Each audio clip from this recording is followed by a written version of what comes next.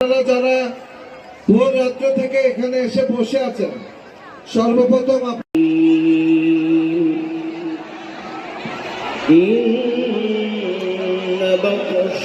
প্রকল্প গ্রহণ করেছিলেন জিকে প্রকল্প, জিকে প্রজেক্ট প্রকল্প।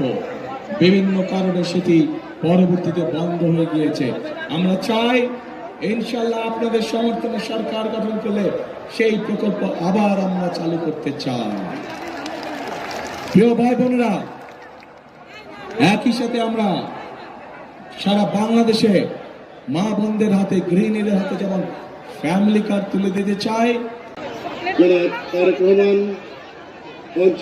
রাজনৈতিক দল উঠে পড়ে লাগলো কিভাবে মা বোনদেরকে ঘরের ভিতরে আটকে রাখা যায়।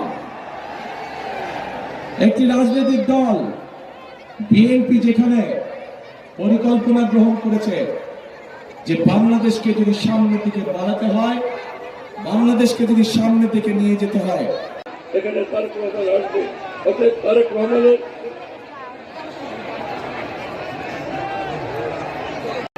আমরা একটা হলো স্বাধীনতার পক্ষের শক্তি, আর একটি হলো স্বাধীনতার বিপক্ষের শক্তি। জেলা বিএনপি